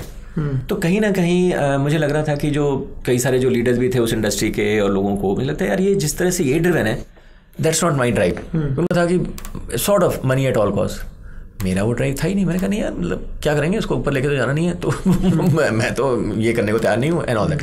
सो आई थिंक समवेयर जो इंडस्ट्री शिफ्ट मेरा हुआ from core banking to some of these others was also partly driven by some amount of detachment that I had started developing with that industry.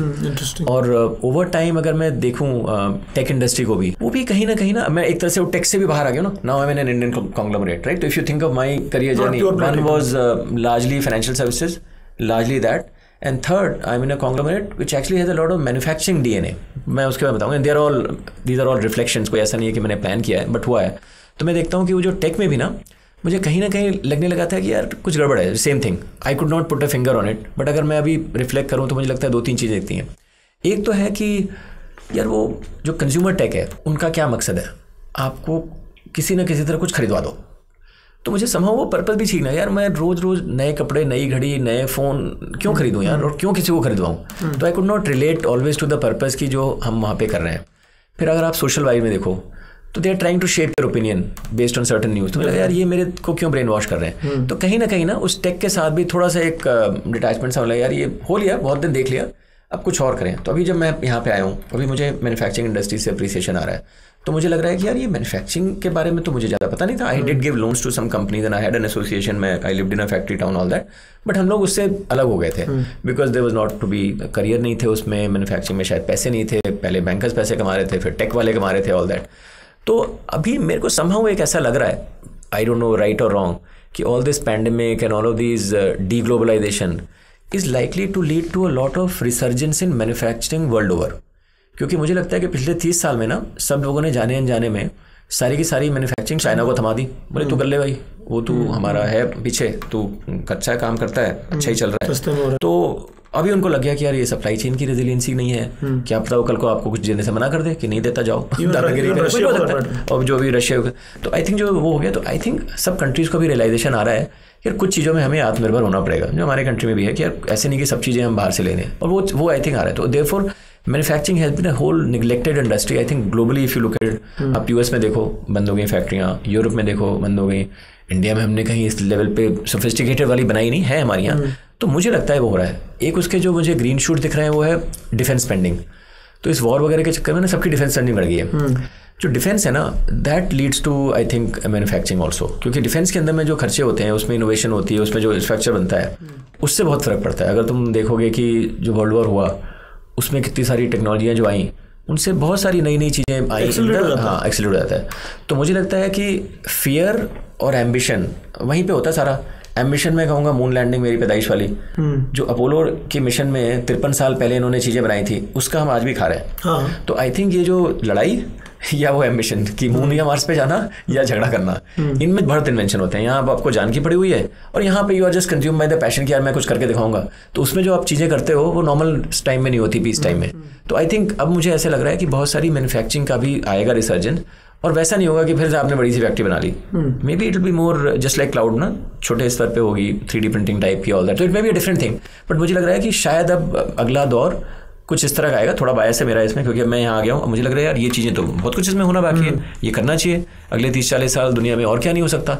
तो इस तरह से मैं ये भी देख रहा हूँ कि आई थिंक समटाइम्स देखना है कि वो क्या बढ़ेगा, और आपको पसंद भी आना चाहिए। ऐसा नहीं ना भाई अब किसी चीज़ को जो पसंद है। तो मेरे में ये रहा है कि जो इंडस्ट्रियों में रहा, कुछ टाइम बाद मैं कह सकता हूँ कि मैं थोड़ा सा बोर हो गया। मैंने कहा कर लिया बहुत, अब ज़्यादा हो रहा है, ज़्यादा इससे ज़्यादा नहीं करना, अब ये ज़्यादा हो रहा है इससे ज़्यादा नहीं करना, अब चलो इसमें करते हैं, यहाँ पे बहुत कुछ होना बाकी है।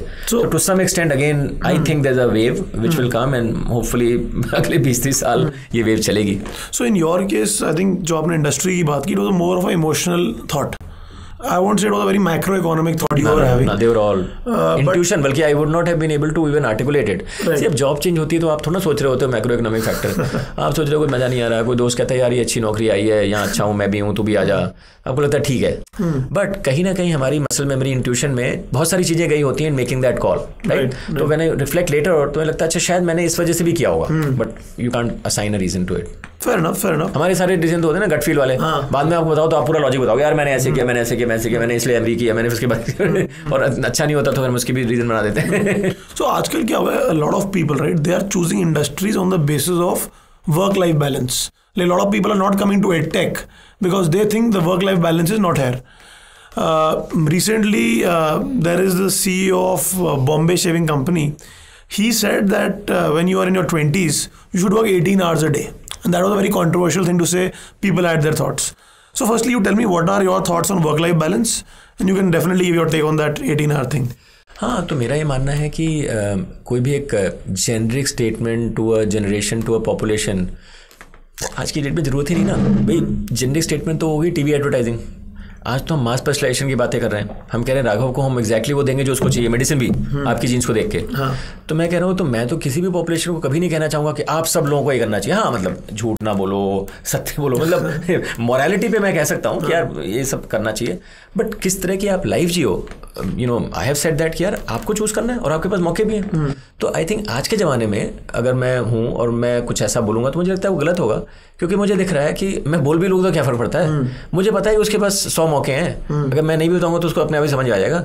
तो I should rather speak the truth to say all of you now have many options and you make the best option that works for you, and that will vary at different points in time in your life, at different stages in your career and all that. So generic statement I would refrain from making beyond ethical and moral principle कि यार बुरा ना करो, अच्छे इंसान रहो, ये वो।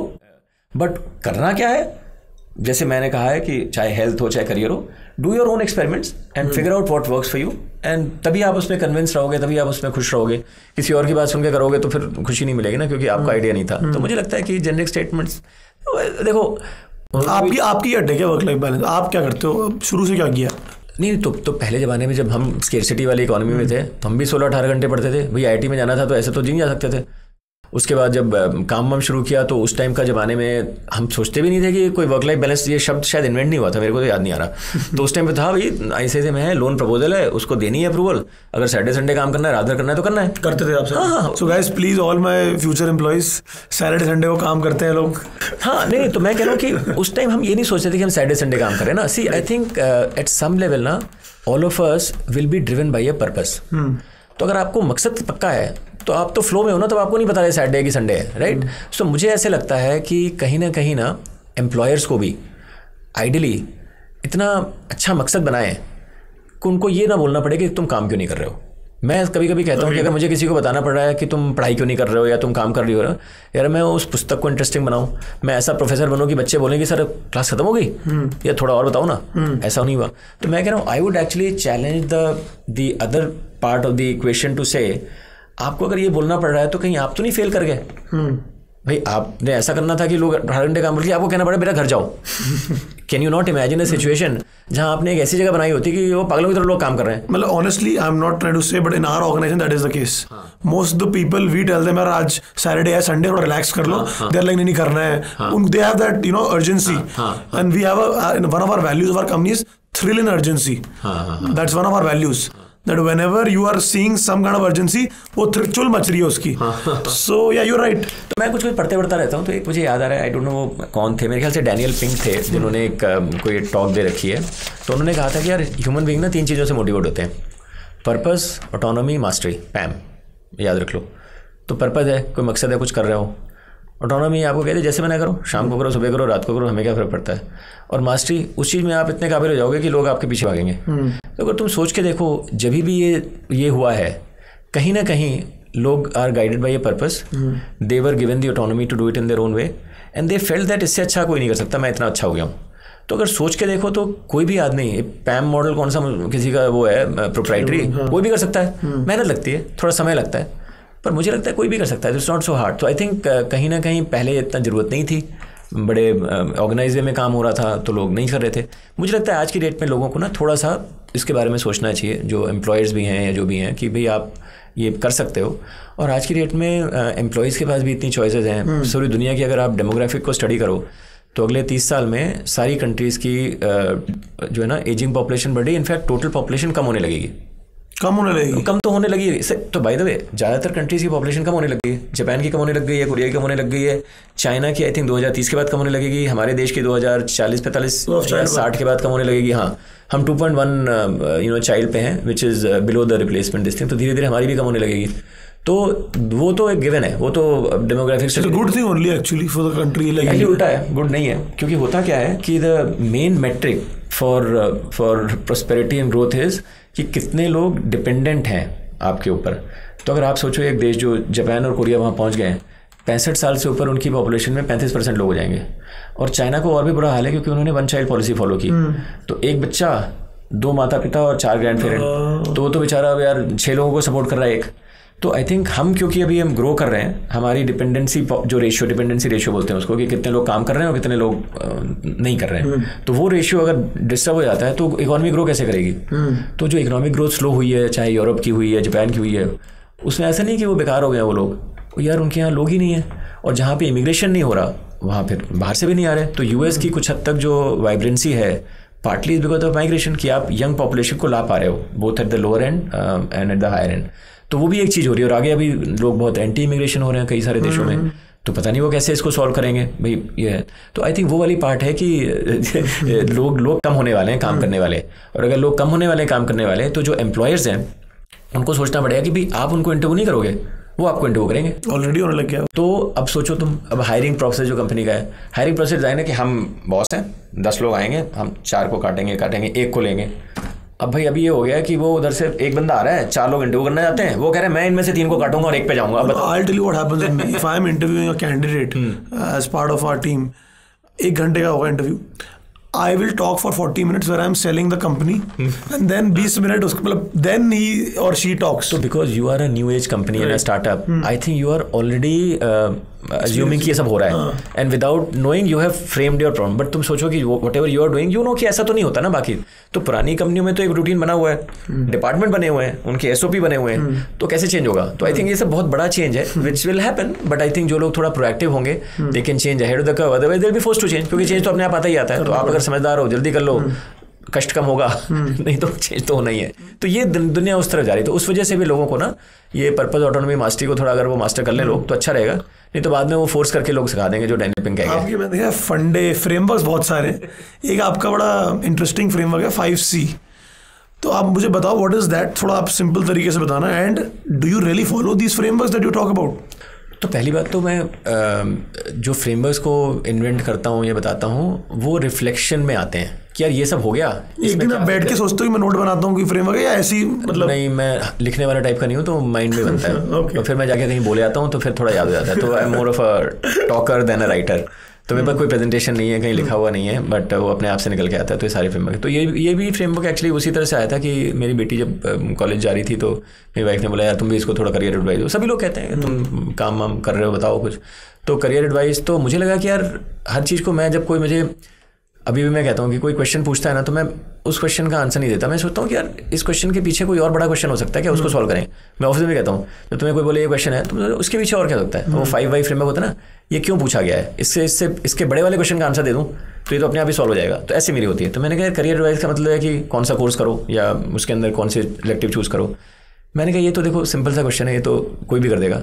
मैं थोड़ा और सोचता हूँ. तो मैंने कहा मैं ऐसे करता हूँ, मैं अपने लाइफ के एक्सपीरियंस को समराइज़ करके देखता हूँ कि मैंने क्या सीखा और क्या उससे फ्रेमवर्क निकल सकता है जो अभी इंपॉर्टेंट हो सकता है. तो उस तरह से अपने डेटा पॉइंट्स को एनालाइज करके पर्सनल रिफ्लेक्शन के बेसिस पे जो 30 साल की मेरी खुद की एक्सपीरियंस थी उसके बेसिस पे ये फ्रेमवर्क बनाया. और फ्रेमवर्क बनाने का मकसद यही था कि यार अपनी एक रिफ्लेक्शन भी हो जाएगी, एक आइडिया भी हो जाएगा कि हमने जो किया क्यों किया, और आगे के लिए भी शायद किसी और के काम आ जाए. तो डिवॉल्व भी करते हो फ्रेमवर्क, ऐसा नहीं किया? हाँ, तो और इवॉल्व भी करते हैं. हाँ, तो ये 3C वाले में था. मैंने कहा अच्छा भाई चलो मैं देखता हूँ कैसे करें फ्रेमवर्क डिराइव. मैंने कहा फ्रेमवर्क में ऐसी नहीं थी कि 4P framework, product price marketing, किसने डिराइव. मैंने कहा हम तो इंजीनियर हैं भाई, डिराइव करेंगे. डेरिवेशन हमें सिखाई गई थी. तो डिराइव ऐसे किया इकोनॉमिक प्रिंसिपल से कि सप्लाई डिमांड ले लेते हैं कि जो चीज़ की सप्लाई कम होने वाली है और डिमांड ज़्यादा होने वाली है वो चीज़ अच्छी होनी चाहिए, आप वो एक्वायर कर लो.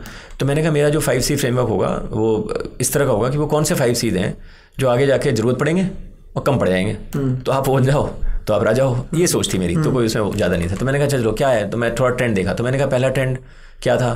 तो हमारे ज़माने में ग्लोबलाइजेशन बहुत बड़ा ट्रेंड था. 91 में हम लिबरलाइज हो गए, चाइना 80s में हो गया, और दुनिया भी लिबरलाइज हो गई, फ्री ट्रेड. और सबने कहा कि यार फ्री ट्रेड बड़ी अच्छी चीज़ है क्योंकि जो आदमी जिस चीज़ में स्पेशलाइज है वो अच्छा काम करेगा तो वैल्यू क्रिएट होगी और बड़ा फ़ायदा हुआ. हम सबको अच्छी नौकरियाँ मिली, मल्टीनेशनल आ गई, हमने तो 30 साल में सबके बहुत हो गए. अभी अगर तुम देखो तो डी ग्लोबलाइजेशन शुरू हो गया और अगले 30 साल लास्ट करेगा. और ये मेरी मतलब प्रिडिक्शन है. और उसका रीज़न ये है कि जो वैल्यू एक्स्ट्रा क्रिएट की गई इकोनॉमी में वो शेयर नहीं हुई, ऊपर ही रह गई. $3 trillion market cap, 500 billionaires, right. और नीचे $2. तो इंडिया में अगर देखो तो $2 के नीचे बहुत सारे लोग हैं. और अमेरिका में भी जाओगे तो तुम्हें वो कहेंगे कि the hollowing of the middle class. वहाँ बहुत लोग गरीब हो गए, फैक्ट्री जॉब चले गए, अच्छे जॉब नहीं है. तो सब जगह जो लोग लेफ्ट आउट हो गए वो बहुत ज़्यादा हैं. और वो उसका एक मेजर है गिनी इंडेक्स, वो भी बताता है कि यार इनइक्वालिटी बढ़ी है. तो लोग कहते हैं भाई क्या फ़ायदा हुआ, इतनी बढ़िया आपने वैल्यू तो क्रिएट कर दी पर आपने तो हमें दी नहीं, तो क्या फ़ायदा. तो अब उसका रिवर्स रिएक्शन हो रहा है. पॉलिटिशियंस कह रहे हैं हाँ बेटा अभी हम इसको ठीक करते हैं, पहले तो इमिग्रेशन काटते हैं, ये लोग आते हैं ना, ये ले आते हैं तुम्हारी नौकरी, उसको बंद करते हैं. ये ज़्यादा ट्रेड वेड भी बहुत हो रहा है ना, इससे ना तुम्हारा नुकसान हो रहा है, हम उसको भी बैरियर बनाए. तो डी ग्लोबलाइजेशन थोड़ा शुरू हो, राइट विंग थोड़ा, हाँ वो सब, और वो नेचुरल है. तो अगर तुम इसको सोचो सोशियोलॉजिकल टर्म में कि जब ये हुआ है तो नेचुरली वो इस तरह से मेरे फ्रेमवर्क में नहीं सोच रहे पर वो रिएक्ट कर रहे हैं to what they are seeing and what makes sense politically to win votes. तो ये उस दिशा में जा रहा है और वो तो सब जगह हो रहा है. तो डी ग्लोबलाइजेशन आगे होगा. तो ये तो हो गया सप्लाई साइड कि लोग अपना सोचेंगे कि अपनी सोचो भाई, बाकी छोड़ भाई, वो गया तेल लेने, मेरे को क्या लेना था, उस तरह का हो गया है सोचना. अब रिक्वायरमेंट क्या है, डिमांड क्या है, क्योंकि सप्लाई डिमांड में मैच आना चाहिए ना भाई. अगर तो डिमांड मेरे हिसाब से एक्चुअली उल्टी है, बहुत ज़्यादा कोलैबोरेशन की है. और वो क्यों, अगर आप ग्लोबल प्रॉब्लम देखो पब्लिक सेक्टर में, टेररिज्म, ग्लोबल वार्मिंग, बहुत सारी, उनको आप अकेले सॉल्व कर ही नहीं सकते. सबको पता है कि वो तो आपको कोलिशन बनानी पड़ेगी, नहीं तो होगा नहीं. अब तो आते हैं प्राइवेट सेक्टर में, हम जो कंपनियों में ज़्यादातर तुम देखोगे जो कंपनियाँ सक्सेसफुल हो ना, उन्होंने इकोसिस्टम बनाए हैं. कोई अकेला नहीं है. मतलब एप्पल को तुम कह सकते हो वॉल गार्डन है, बट बाई एंड लार्ज सबको देख लो, अमेजन है, कोई तो सबको कह रही है यार कोलैबोरेट करना है. उसमें पब्लिक सेक्टर प्रॉब्लम है, प्राइवेट सेक्टर में. तो भाई रिक्वायरमेंट तो है कंपैशन की, कि सबके बारे में सोचो, सिर्फ अपनी ना सोचो. और हो क्या रहा है, उल्टा सब अपनी सोच रहे हैं। तो मेरे हिसाब से compassion as a characteristic will be in high demand and low supply. तो आप कंपैशनेट बनो, बी लॉन्ग टर्म ग्रीडी। आज अपनी सोच लोगे तो यार फिर सबके साथ compete कर रहे हो, वो भी तो अपनी सोच रहे हैं। तो बोलो ठीक है यार, मैं लंबी सोच रहा हूँ, मैं लंबी रेस का उड़ा हूँ, I will optimise the area under the curve.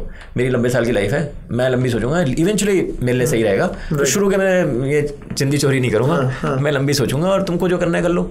तो that way you will differentiate yourself also, and to I think you will be doing the right thing based on this economic principle कि आप सबकी सोचो तो ज़्यादा अच्छे decision लोगे, ज़्यादा अच्छा वो रहेगा, खुश भी रहोगे यार मैंने सबकी सोची, एनवायरमेंट की भी सोची, औरों की भी सोची वगैरह वगैरह। तो ये पहला सी है। दूसरा जो सी है वो ये है कि चॉइस वाला रिलेटेड, जो मैंने स्कैरसिटी अबंडेंस वाला बताया था, हमारी कम चॉइस थी तो हम जो हैं, जब चॉइस कम होती है तो आप क्या करते हो, देखो बाहर क्या हो रहा है, ये ट्रेंड है, उस ट्रेंड को पकड़ लो। अब जब सब कुछ अवेलेबल है तब तो ट्रेंड ही नहीं है ना, तो mental model of spotting trends and following the trend तो बेकार हो गया, क्योंकि आप तो कोई सी भी लाइन खींच सकते हो, वो ट्रेंड बन सकता है। तो then you have to look inward कि मुझे क्या करना है। तो मुझे लगता है आज का जो मेंटल मॉडल में जो दूसरा सी चाहिए वो है कन्विक्शन, कि भाई मैं क्या करूँ। अभी तुमसे कोई भी पूछते ना करीब में, सर ट्रेंड क्या चल रहा है, क्या कर लूँ, मेरे ख्याल गलत क्वेश्चन है, ट्रेंड तो सारे हैं, कुछ भी कर सकते हो, तुम बताओ तुम्हें क्या चाहिए। बोले जी वो तो मेरे को सिखाया नहीं किसी ने, ये आप क्या पूछ रहे हो, हमें तो बचपन से सिखाया गया कि ट्रेंड देख लो, जो अच्छा है वो कर लो, हमें क्या पसंद है तो हमने किसी से पूछा नहीं आज तक। पर आज तो यार वही है। तो सेकंड सी मेरे हिसाब से कन्विक्शन है, जो अगेन शॉर्ट सप्लाई में है पर उसकी हाई डिमांड है। जिसको कन्विक्शन समझ में आ गया वो बादशाह बन गया। वो तुमने इंस्टाग्राम में मुझे कुछ लोग दिखाए थे, उनने समझ में आ गया था कि यार ये है, फिर मैं 22 करोड़ का बंगला खरीद सकता हूँ मुंबई में 28 साल की उम्र में। तो इस तरह की चीज़ें हो रही हैं और हमें दिख रहा है। तो ऐसा मैं नहीं जो मैं कह रहा हूँ कि उसका डेटा नहीं है। तो उस तरह का अगर आप अपना कन्विक्शन पकड़ोगे तो आप उसमें से ट्रेंड खुद निकालोगे, जो आपका ट्रेंड होगा पर्सनलाइज होगा और आपको मजा भी आएगा और उससे कहीं ना कहीं मार्केट निकल आएगा ऑब्वियसली। तो सेकेंड सी वो कन्विक्शन वाला है। तीसरा सी जो है वो उससे रिलेटेड है कि दुनिया पहले लीनियर थी। मैं 6 सिग्मा में होता था जी में, वो कहते थे कि जी कंटिन्यूस इंप्रूवमेंट करो। टोयोटा वालों ने कंटिन्यूस इंप्रूवमेंट प्रैक्टिस किया और वो फोर्ड और जनरल मोटर को पछाड़ गया। रोज सुबह आते थे, आज क्या करें, चाहिए थोड़ा सा इंप्रूवमेंट कर दिया। उन्होंने कहा हमने तो बढ़िया बना दिया, अब चलती रहेगी, तो जीत गए। फिर टेस्ला आया, उसने सबको हटा दिया। तो नेट जो है मल्टी डायमेंशनल दुनिया हो गई है, एक सिंगल डायमेंशनल है नहीं, तभी तो डिस्ट्रप्शन हो रहे हैं सारे। तो उस मल्टी डायमेंशनल दुनिया में कोई एक चीज़ से आपको काम नहीं चलेगा। मैं कहता हूँ कि यार पहले अगर आप चाकू था तो अभी आपको स्विस नाइफ की तरह होना पड़ेगा, बड़ी सारी स्किल्स होनी पड़ेंगी और उनको यूज़ करना पड़ेगा साथ में। तो जो थर्ड सी मेरे हिसाब से वो है क्रिएटिविटी। अब आप कंटिन्यूस इंप्रूवमेंट से काम नहीं चला सकते कि मैं थोड़ा उससे आगे भाग लूंगा तो आगे निकल जाऊंगा। डिसरप्शन, बीच बीच में कंटिन्यूस रीइन्वेंशन में कहता हूँ। अगर मैंने कहा पहले ज़माने में हम यूज़ करते थे वर्ड कंटिन्यूस इंप्रूवमेंट कि भाई थोड़ा सा आगे बढ़ गए, अब मैं कहता हूँ अगर वर्ड यूज़ करना है तो कंटिन्यूस रीइन्वेंशन कि हर 2 साल बाद अब क्या, करियर के लिए भी और कंपनी के लिए भी। तो थिंक ऑफ इट इन, मैं दो साल ऐसे यूज़ कर रहा हूँ एज अ दिस थिंग, क्योंकि कुछ एक टर्म यूज़ करना है और क्योंकि वो 2 वीक की स्प्रिंट साइकिल होती है तो मैंने कहा लाइफ में थोड़ा 2 साल का बना दो। तो मेरा है कि थर्ड पार्ट वो क्रिएटिविटी है जो बहुत हाई डिमांड में होगा और लो सप्लाई में होगा, क्योंकि अगेन लोग लीनियर सोच रहे हैं ऐसे होगा, क्योंकि आई थिंक हमारा जो दिमाग है ना, I don't think it can comprehend geometric progressions. I think क्योंकि हम millions of years of evolution इतना स्लो हुआ है कि हमें ज्योमेट्रिक प्रोग्रेशन की जरूरत नहीं है। ज्योमेट्रिक तो बुका भी हुआ ना 30 साल में, तो हो जाएगा कुछ दिन बाद, पर अभी नहीं है। तो हमें पता होना चाहिए कि हमारी लिमिटेशन है, वी कांट थिंक। कोई बोलता है ना वो कंपाउंडिंग सोचो, सोच ही नहीं बात, दिमाग को जरूरत ही नहीं थी सोचने की ना, तो वो नेचुरल नहीं है। तो वो पार्ट क्रिएटिविटी से मैं कवर करता हूँ कि अगर आप कंपैशनेट हो तो आपको अपना कन्विक्शन भी समझ आ जाएगा। भाई आपको समझ आ रहा है, अच्छा इसमें मैं क्या करूँ, वो मेरा कन्विक्शन है।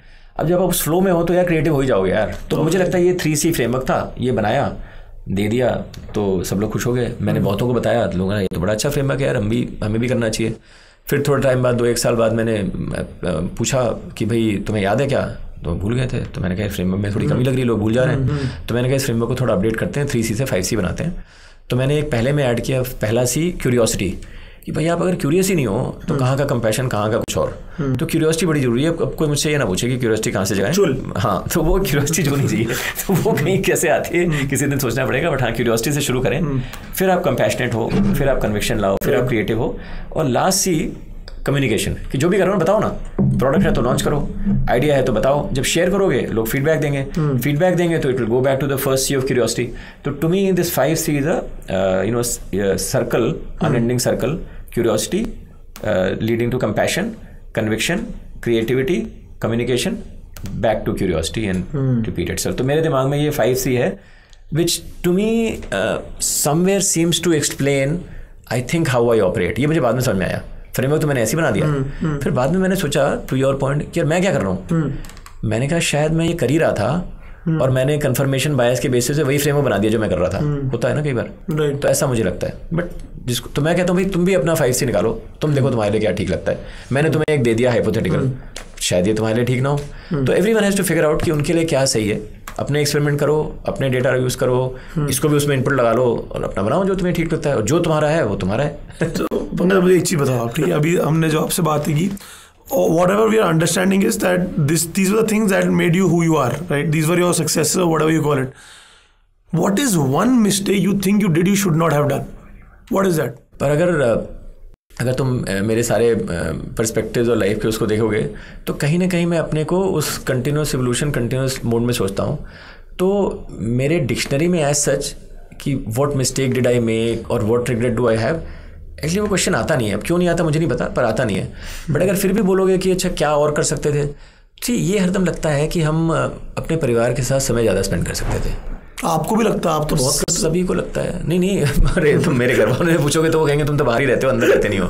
तो चाहे वो मेरे पेरेंट्स हों, चाहे मेरे वो बच्चे हों या वाइफ हो, हरदम आपको लगता है कि आप ज़्यादा कर सकते हैं। उसमें तो कोई सही या गलत नहीं है, you always think.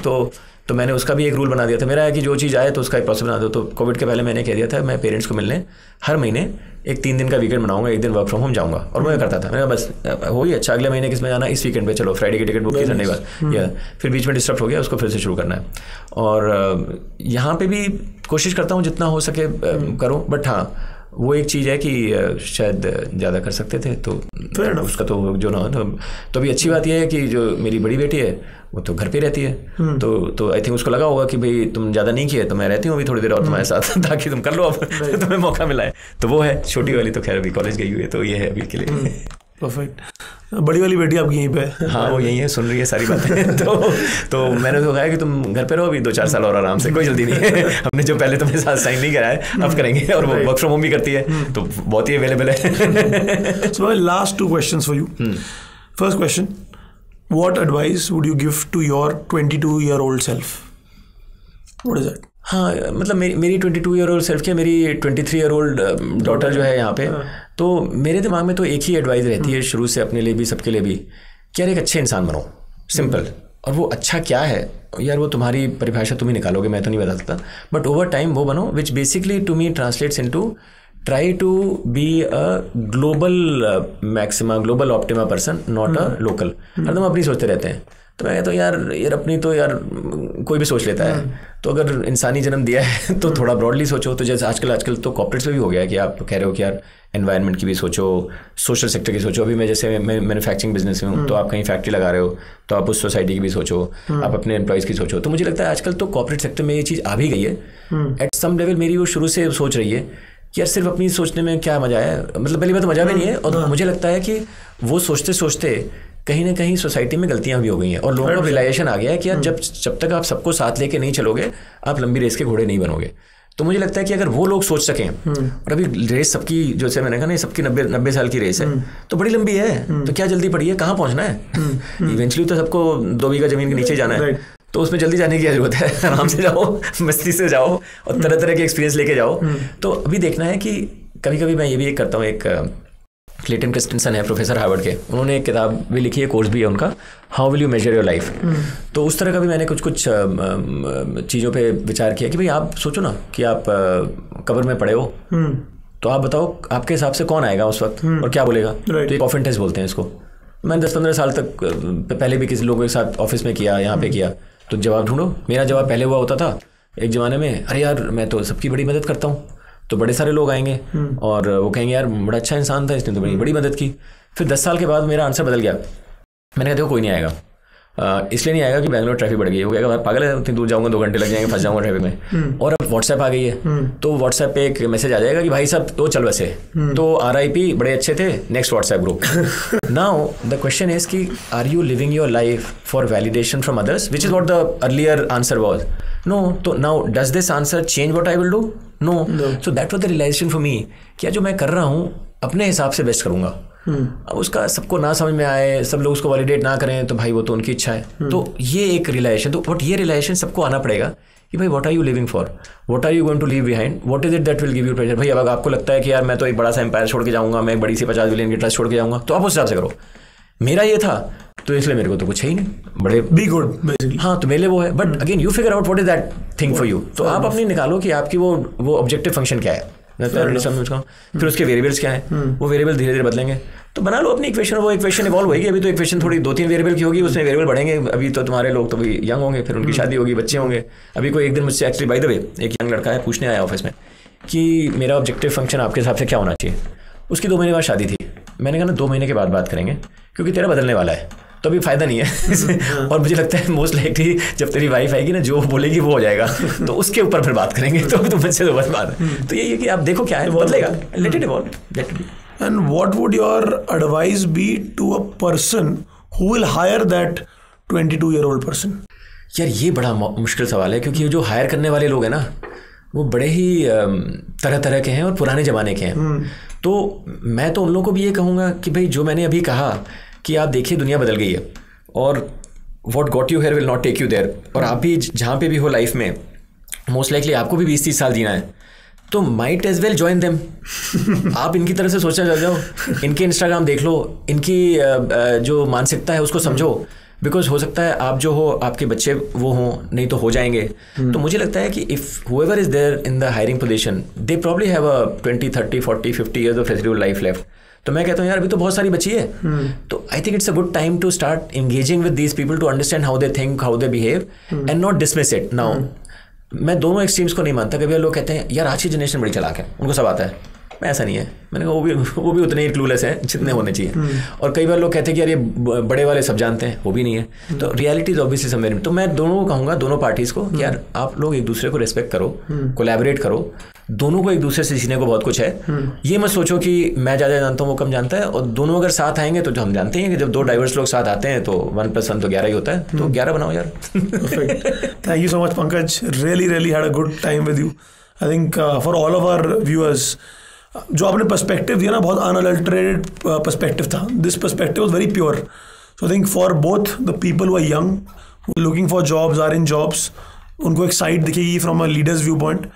And the people who are themselves leaders, they will see I think I will not use the word humility per se, but they will see what you truly are, right? So thank you so much for your time. यार मैं एक last चीज़ बोलूँगा जी please. ये leader और humility और ये सारी बहुत सारी चीज़ें आजकल बोली जाती हैं. हाँ. मुझे लगता है कि नए ज़माने में ना वो सब भी नहीं रखना चाहिए. Everyone is like I said, every individual is a combination of skill sets, values, what they represent. So I think we have to treat everyone as a human being. उनका एज, उनका जात पात, उस पर ज़्यादा नहीं जाना चाहिए. वो पहले ज़माने में शायद रेलिवेंट था, आज नहीं है. दुनिया बहुत इक्वल सी हो गई है. तो मुझे तो लगता है कि किसी को ये नहीं सोचना चाहिए कि मैं लीडर हूँ क्योंकि मैं बड़ा हूँ. किसी यंगस्टर को भी नहीं सोचना चाहिए लीडर है. मुझे लगता है हर कोई अपने डोमेन का लीडर है और हो सकता है. हर लीडर एक दूसरे से कैसे बात करे और कोलैबोरेट करे. तो मुझे लगता है थोड़ा फ्लैट में सोचें, कोलैबोरेशन सोचें, इकोसिस्टम सोचें. मुझे लगता है सब लोग के लिए बहुत अच्छा होगा. Perfect. Thank you very much. Thank you so much. Thank you so much for your time. Thank you.